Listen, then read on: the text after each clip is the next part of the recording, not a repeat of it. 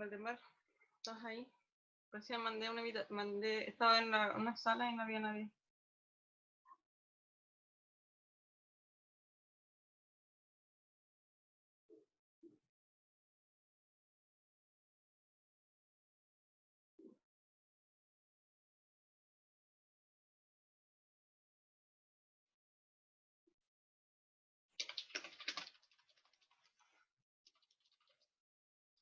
¿Les costó entrar? No sé, recién estaba yo en una sala y no había nadie, estaba sola. No sé qué onda. No sé qué onda. Ya.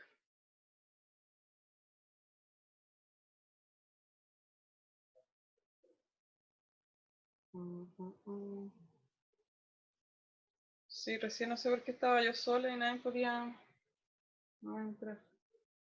Faltan como 2 personas, ¿o no? ¿Ustedes se conocen entre ustedes? Digo, ¿son compañeros? Porque caché que tienen ramos distintos. Sí, la mayoría nos conocemos, de hecho todos. Ya, bien. Alguien iba como el bus. Rodrigo. Con mascarilla, iba bien recordado. Sí.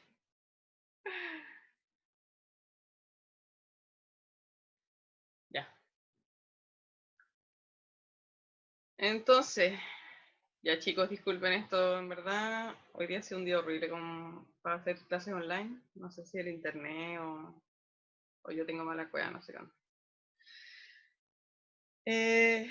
Ya, pues vamos a seguir con la clase. Ya creo que están todos acá. ¿Alguien extraña a alguien? Ya, pues entonces vamos a ver la parte de lo que nos compete a nosotros, que es la parte más de peligro.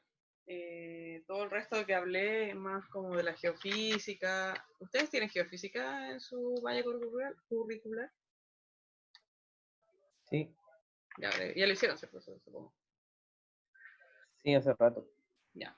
Entonces ya tienen ya una comprensión de lo que son los procesos que están haciendo estos movimientos sísmicos.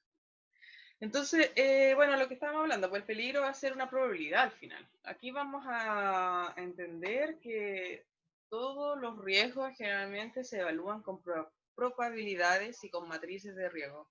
Entonces vamos a tener, porque al final, como nosotros sabemos, los sismos no pueden ser predecibles. Yo no puedo predecir un sismo, no existe la tecnología, ni la investigación científica, ni las habilidades para hacerlo. Entonces, que lo que se hace, se genera una probabilidad de lo que quizás pueda pasar en el futuro. Entonces, el contexto geográfico, lo dijimos recién, bueno, eso ya lo dije ya.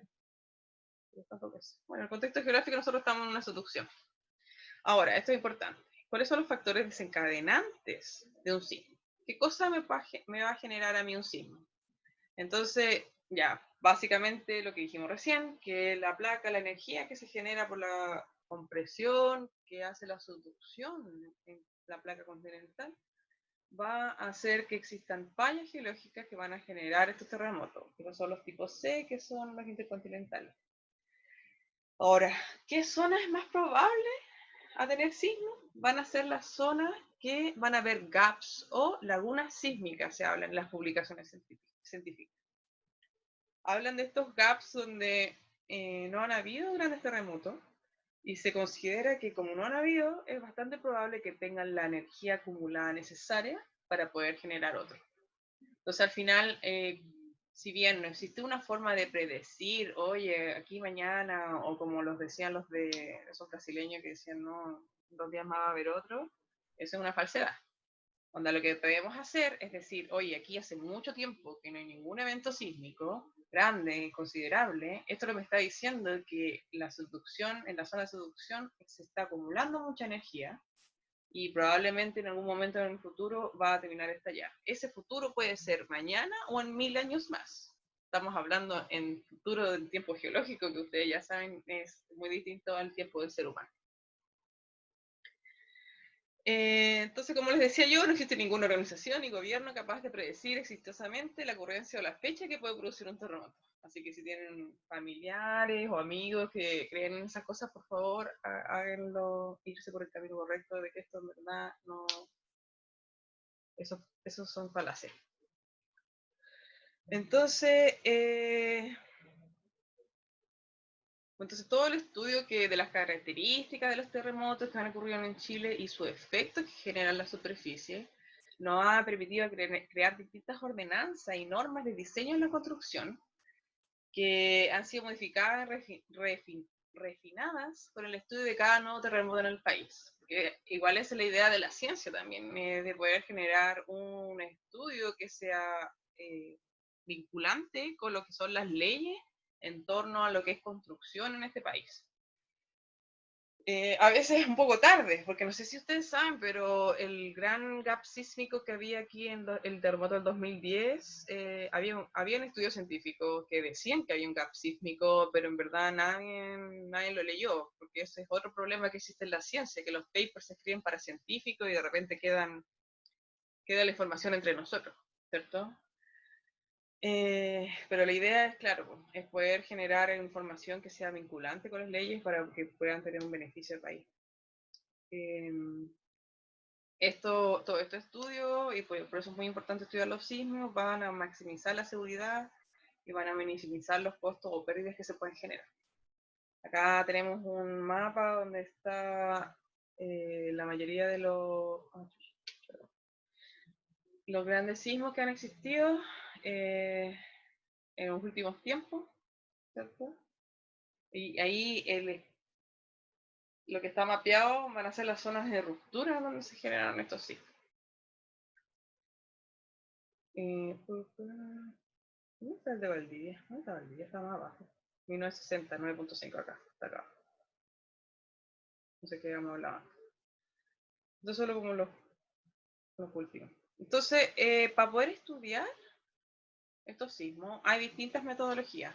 Muchas personas han aplicado distintas metodologías mezcladas unas con otras. Al final, yo le voy a mostrar un par de metodologías que he estado leyendo. Aquí trabajó Sergio Sepúlveda, que fue profesor mío en geología aplicada en la universidad. Una persona que está muy dedicada a este tema de los peligros en general. Entonces, ¿qué es lo que hacen estos estudios? Es reevaluar el peligro. ¿Y cómo reevalúan el peligro? Es lo mismo lo que dije yo, la probabilidad de exceder cierto parámetro sísmico. Entonces, ¿qué es lo que ellos buscan? Hacen una estadística donde buscan distintos datos de metodología. Entonces, ¿qué es lo que hacen ellos? Van a analizar las fuentes sismogénicas del sector. No sé, voy a estudiar la segunda región, entonces voy a analizar dónde son las fuentes donde mayor se genera, si van a ser de intraplaca, interoceánica o continentales, ya sea lo que sea. Después se va a aplicar la ley de Gutenberg-Richter, que es la que genera productividad sísmica de una región. Mira, la Gutenberg-Richter es una ley que se aplica en general para todo lo que es sismo. Yo les voy a mandar un texto como que sale una pequeña explicación de estas dos metodologías y hay una pequeña explicación de la Gutenberg-Richter, pero al final es mucha logarítmica y deducciones matemáticas que logran entender cómo con datos estadísticos, o sea, con datos de recurrencias anteriores, poder sacar la productividad sísmica que va a tener una región. También se ocupan límites, porque uno cuando tiene probabilidades también tiene que poner los intervalos límites de sismo, y según los estudios, de nuevo, de estadística, se dan una magnitud máxima de interplaca, intraplaca y cortical. ¿Cierto? Y también con las leyes de atenuación en aceleración que se obtiene con datos de acelerogramas de grandes terremotos. ¿Por qué hay una atenuación de la aceleración? Porque los modelos ideales hablan de un sistema ideal también, donde las ondas van a tener un sistema homogéneo, donde recorren por debajo de la Tierra, pero nosotros sabemos que la Tierra no es un sistema ideal.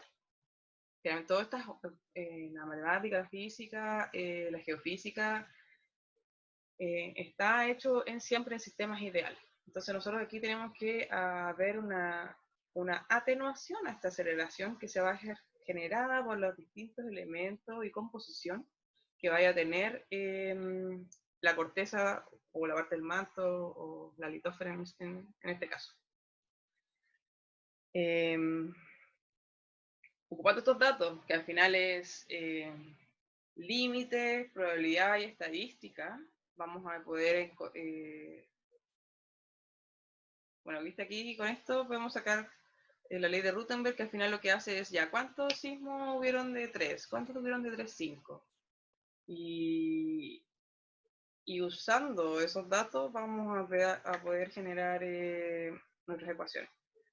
Van a generar mapas así, más o menos. Estos mapas que generan, se usan distintos modelos probabilísticos y van a generar mapas que se ocupan en escala mayor. Yo siempre he pensado que la escala, cuando se trabaja muy escala muy grande, se pierde mucha información. Entonces, si tú estás trabajando en un estudio ya más global o nivel país, este tipo de metodología que ocupa datos probabilísticos te puede servir. Pero, si no se dieron cuenta, aquí no ocupa los datos de falla. Aquí no tengo yo qué falla hubo, o qué falla hay, o qué falla está activa. Entonces, esto es súper estadístico y súper general. Esta es otra metodología, que es peligro sísmico en segmento norte de la región del Maule, una tesis de Alejandro Alfaro. ¿Y qué lo que hace él?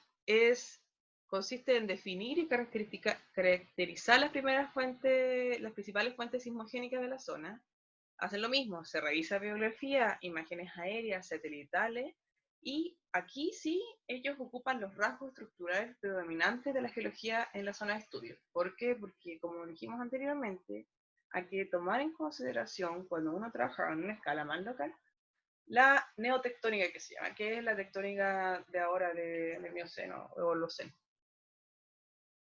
Entonces, ya una vez cuando tenemos los rasgos estructurales, vamos a generar lineamientos y identificación de fallas activas que potencialmente pueden reactivarse y pueden generar eventos mayores. Entonces, asimismo, con estos datos, al final de analizarlas, con el fin de analizar la existencia de falla en la cercanía de la ciudad, se determina si es factible considerar o no su potencial de actividad o influencia en el peligro sísmico de la región. Entonces, aquí en este caso van a ocupar casi los mismos datos que nosotros ocupamos antes, que son los datos acá está. Va a ser magnitud máxima, que están dados por la literatura, modelos probabilísticos, en este caso es un modelo probabilístico de Poisson, y ocupan un programa que se llama Crisis 2007, yo nunca lo he ocupado, solamente lo he visto. Y valores de parámetros, valores magnitudes máximas, de nuevo eso se saca con estadística, desviación estándar de una máxima magnitud, de nuevo con estadística, mínimo valor, el máximo valor, aquí hay mucha probabilidad y estadística. ¿Sí? Y también los parámetros, al final todos estos parámetros son sacados por el cálculo de la ley de Gutenberg-Richter, que al final ocupa toda esta información estadística y te generan estos datos necesarios para poder calcularlo. Entonces, a diferencia del anterior, lo que me va a aplicar no solamente la probabilidad estadística, sino que también va a aplicar lo más estructural. Entonces, ¿cuál es la metodología? Aquí no se ve muy bien, pero entonces al final identificamos las fuentes, si es local, si es regional. Si es local, van a ser fallas de estructura. Entonces va a ser cortical. Si es regional, va a ser de subducción y puede ser interplaca o interplaca oceánica, ¿cierto? Porque ya aquí no podemos, cuando estamos haciendo un estudio de una zona específica, no podemos hablar del el outer range, que ese ya es en el fondo marino. Entonces aquí tenemos en el local, vamos a tener cortical, vamos a caracterizar la fuente, vamos a hacer cartografía, imágenes satelitales, vamos a ocupar DEMS, fotografía aérea, Google Earth, River Tools, análisis de red hidrográfica, eso también ayuda a entender si vieron fallas o no, y datos de sismicidad. Entonces, vamos a ver actividades no tectónicas, como la cinemática de estas actividades, etc. Y por el otro lado, vamos a caracterizar la fuente, ver la sismicidad, tiempo, magnitud y todos los datos que estamos hablando. Entonces esto es como una malla o un diagrama de cómo se puede trabajar aplicando las dos cosas, lo local y lo regional. Como resultado de este programa, el Crisis 2007, que se llama, que ocupa el método de probabilidad de Poisson, hay distintos modelos que se adecúan para distintas cosas. Entonces aquí, ¿qué es lo que hace? Aquí está Pichilemu, tenemos un mapa donde tenemos distintas fallas que están marcadas con amarillo, verde o rojo, donde las rojos están inactivas, son estas. Eso se hizo mapeando en terreno. Y eso quiero dejar en claro, que los peligros geológicos nosotros podemos ocupar mucho las herramientas que son de modelamiento, pero el terreno en sí es esencial. Nada, eso de teletrabajo para esto, para peligro geológico, no sirve. Porque es otra cosa estar en terreno y poder ver la falla a estar reduciéndola con imágenes satelitales. Igual la tecnología ha avanzado mucho y uno puede reconocer muchas cosas ahora con las nuevas herramientas, pero siempre la geología es imprescindible que estemos en terreno. Entonces aquí tenemos estas amarillas que son potenciales a que sean reactivadas y las verdes, no veo ni una, capaz dice. Y entonces mientras más rojo, más probabilidades vamos a tener de que se genere un sismo. Entonces como pueden ver, todas estas que son fallas que son potenciales a ser reactivadas van a tener un halo mayor y va a disminuir su halo a los costados, porque al final la zona en sí de la falla va a ser la que va a generar mayor peligro.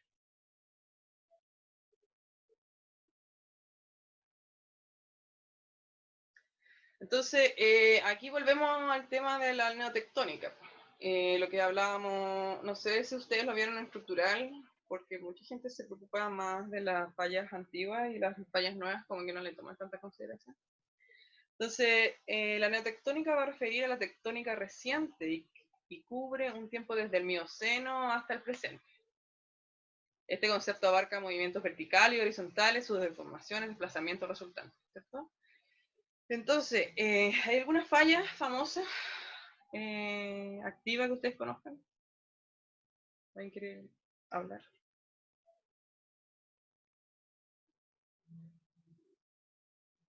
Bueno, aquí alguien se atrevió a abrir su micrófono. Ya bueno, aquí lo estoy mostrando, así que no hay mucho misterio. Está la falla de San Ramón. La falla de San Ramón es la falla que divide la ciudad de Santiago con la precordillera, ¿cierto? Aquí está la precordillera. Acá tenemos la precordillera y es la falla que está generando el alzamiento de la cordillera de los Andes en el sector central de Chile. Esta falla pasa por muchas zonas habitadas. De hecho, hay un reactor nuclear, la única planta nuclear que existe en Chile está sobre la falla. Y es una falla que está activa. Yo les voy a dejar un paper al respecto, que está en español, para que no se preocupen, va a estar más fácil de leer, que va a ser como nuestra tarea de esta semana, que es sobre la falla de San Ramón, y cómo la estudian, y cómo hacen los cortes para poder entender, y las dataciones, etc. Es súper interesante, a mí me gusta mucho ese paper, así que los invito a todos a leerlo y después lo conversamos. Bueno, aquí... ¿Aló? ¿Alguien habló? ¿Profe? Sí. ¿Alguien llama? Si una falla tiene registro de, no sé, de 2 millones de años, es considerada falla activa, ¿cierto? 2 millones de años yo lo consideraría como no activa. Ya, La falla San Ramón, la última actividad fue hace 10.000 años y la anterior ya, fue hace 8.000.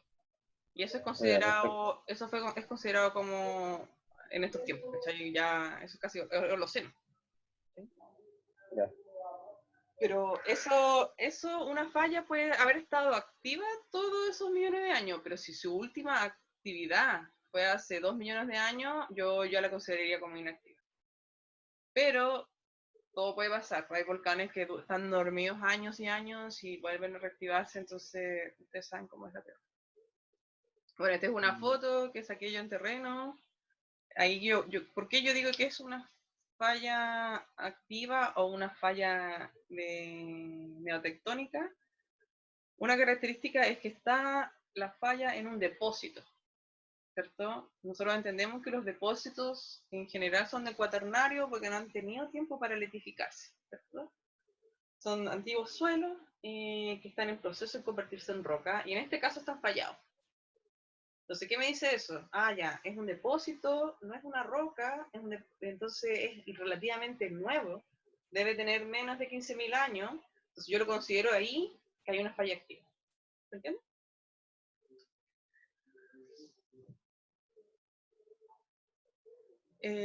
Otro ejemplo, aquí tengo un ejemplo parecido a lo que pasa a los estudios que se hacen en San Ramón. Yo no les quise mostrar la de San Ramón porque quiero que lean el paper. Pero lo que se hace para estudiar esta falla activa es hacer cortes. Hacemos cortes de suelo, cortes donde los depósitos de verbunde de la falla. Porque no sé, a ver, coger más atrás. Esta falla que está acá, la San Ramón, va a alzarse, pero aquí, en toda esta intersección entre la precordillera y la depresión intermedia en este caso, van a generar unos remociones, pequeñas remociones. Estas pequeñas remociones van a ir generando depósitos uno sobre de otro y depósitos que se van a ir cortando, porque yo hago una falla, genero un depósito, se empieza a compactar y después viene otra falla y genera otro depósito encima, me deforma el depósito anterior. Entonces, eso es lo que hacen estos estudios, van viendo las deformaciones y van datando y haciendo correlación. Como son depósitos nuevos, generalmente se hacen de dataciones de carbono que alcanzan, no estoy segura, pero menos de 20.000 años. No son las dataciones que se ocupan como de uranio plomo, de argón potasio, que se ocupan para la pedrogénesis. Son dataciones que son para con decaimiento menor para poder sacar estos datos y es más fácil también sacar el carbono. Entonces buscamos ramita, cualquier material que tenga carbono en sus moléculas y podemos hacer dataciones y podemos hacer correlaciones con las capas. Y eso es lo que hacen ellos acá. Ven estas capas naranjas, esta es la correlación con esta capa porque se dató y tienen la misma edad. Esta capa con esta otra capa, y así. Entonces ahí nosotros podemos ver las edades de las distintas capas y poder ver las rupturas y decir, oye, hace 8.000 hubo una ruptura, hace 10.000 hubo otra. Eso es como en general. Ahora mi pregunta. Los sismos en sí son un peligro, pero los sismos también generan otros peligros. Ahora, ¿qué peligro ustedes piensan que puede desencadenar un sismo? Ahora pueden abrir su micrófono, chatear.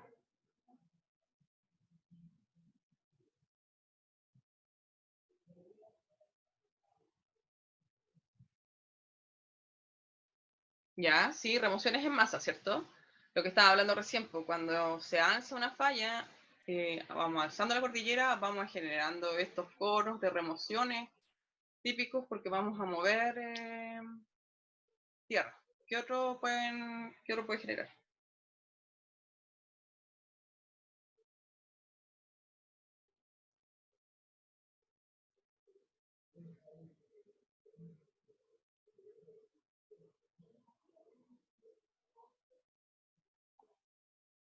Ya, sí, puede generar nuevos sismos, ¿cierto? Ya, erupción volcánica, ¿cierto? ¿Qué es lo que pasa? Que nosotros tenemos sistemas conservados de cámaras magmáticas debajo de la Tierra, ¿cierto? Y al generar cambios en la presión, un sismo puede generar una activación de un volcán. ¿Por qué? Porque puede generar no puedo decirlo. Despresurización. Pero entiendo a lo que me refiero, ¿no? No puedo, ya. Entonces, disminuye la presión y hace que por una ruptura, por una falla del sismo, y puede hacer que suban, ¿cachai? Ya sea flujo piroclástico, claro, avalanchas de nieve también se pueden generar por los sismos, avalanchas de detritos también, ¿cierto? Que eso ya sería como una remoción en masa. Otro más que tsunamis, ahí está, que lo dijo, ven, lo dijeron. Claro, es como el típico peligro que tenemos nosotros acá en la costa. Si hay un terremoto, lo primero que tenemos que hacer es descartar, especialmente los que son terremotos generados en el outer range, que son los terremotos que son en la zona ya debajo del mar, ¿cierto? Esos son los que tienen mayor peligro de generar tsunami. Esos son cuando los peligros, los sismos son en esta área, porque también, no sé si han visto o han escuchado en su vida que cuando hay terremotos grandes en el otro lado del mundo, hay alerta tsunami acá. O cuando hay terremotos acá, hay alerta tsunami en otro lado del mundo. Bueno, porque las ondas y las olas se expanden y viajan y se puede mover una masa de agua en otro lado del mundo y esa masa de agua con su movimiento puede llegar hasta acá. Esas son las, como menos las principales, pues avalanchas, tsunami, claro, deslizamientos de rocas, deslizamientos de suelo, remociones en masa en general. Entonces, al final, por eso quise partir un poco con los sismos, porque es como el que tenemos más latente, el que vivimos todos los días, el que vivimos ayer. Y si bien es un peligro que está asociado a todos, o sea, todo el territorio chileno tiene peligro sísmico. No hay un lugar donde yo pueda decir, no, aquí es seguro que no, no, jamás. Entonces, es como el peligro default que va en cualquier estudio científico, en estudio de peligro.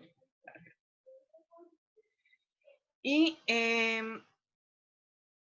y bueno, como dijimos, era muy difícil de predecir. Uno más, lo que más puede decir es aquí una falla se puede activar, o aquí hay un gap sísmico, una laguna, donde no han habido mucho y está la energía acumulada necesaria para poder crear. Aquí los que tienen buen ojo para la estructural es súper importante en el terreno, poder identificar las fallas y todo ese tema. Ahora, la tarea, vamos a leer este paper, que va a ser Organización fallada, las fallas San Ramón como nuevo escenario de riesgo sísmico y la sostenibilidad de Santiago. Entonces, esto es súper interesante porque, bueno, está hecho por la Escuela de Geografía también, de Urbanismo, con los geólogos de la Universidad de Chile. Y habla también y es actual, 2008, 2018, y habla un poco de el estudio geológico con la urbanización, que es lo que nosotros tenemos que empezar a entrar en contacto y conversar, porque ya tenemos que entender que este ramo está aplicado para el humano.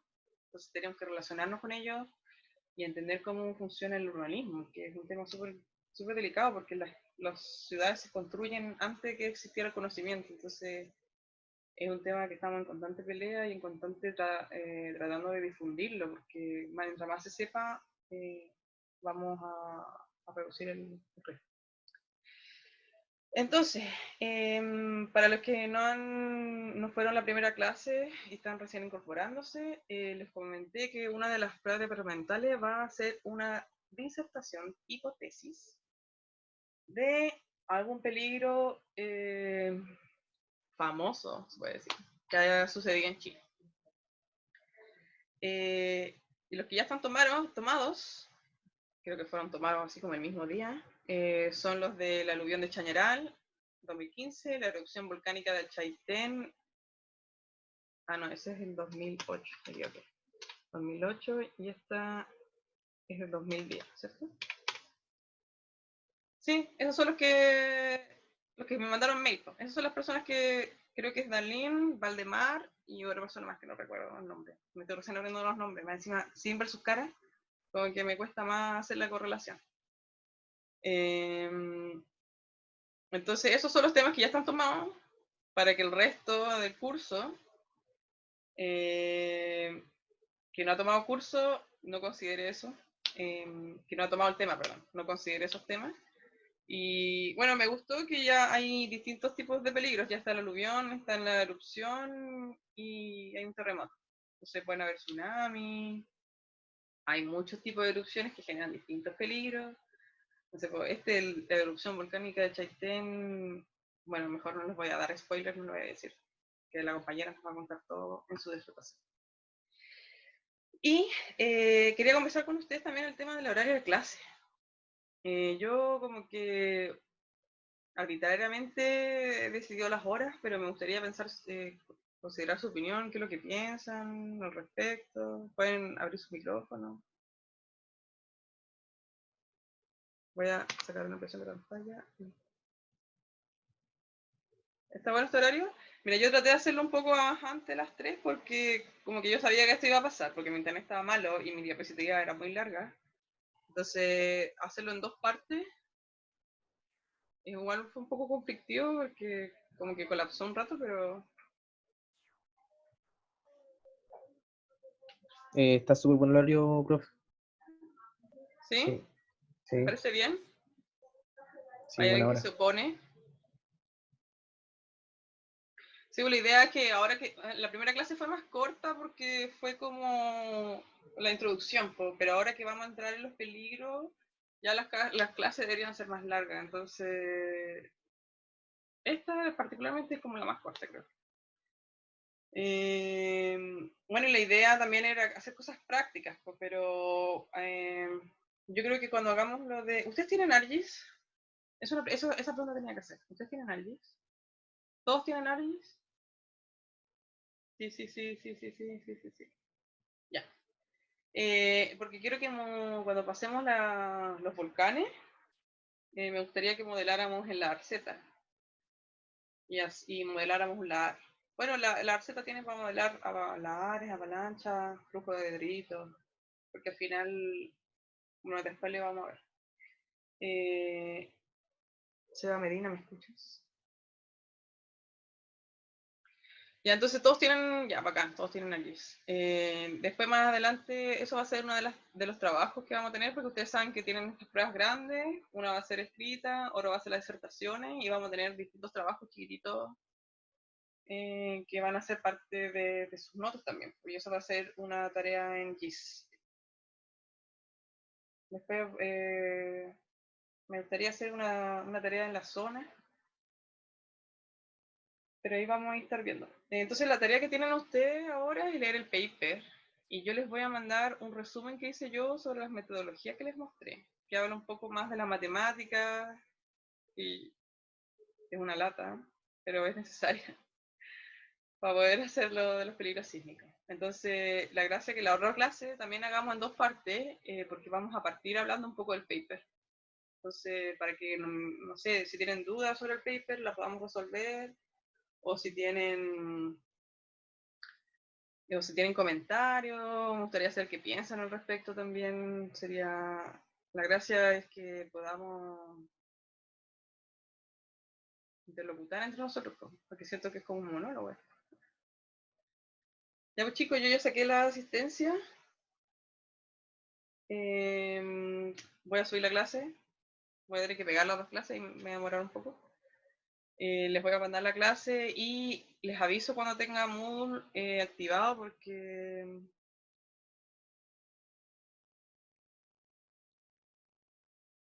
no lo tengo activado. Ya, entonces todos consideran buena hora, todos tienen ARGIS, todos van a leer el paper. Entonces estamos, chicos. Disculpen los inconvenientes, ha sido estresante esto, pero lo logramos sacar. Cuídense, que estén bien y esperen mi mail, se los voy a mandar hoy día. Chao, profe, que esté bien. Igual, chao chicos.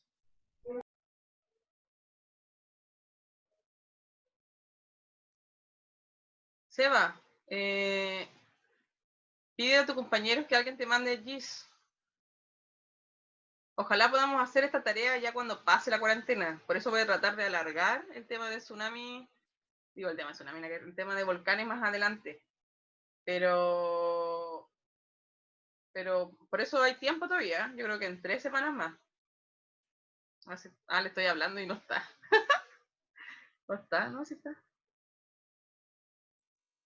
Ah, se te murió el PC. Ya, ahí vemos qué vamos a hacer, pues.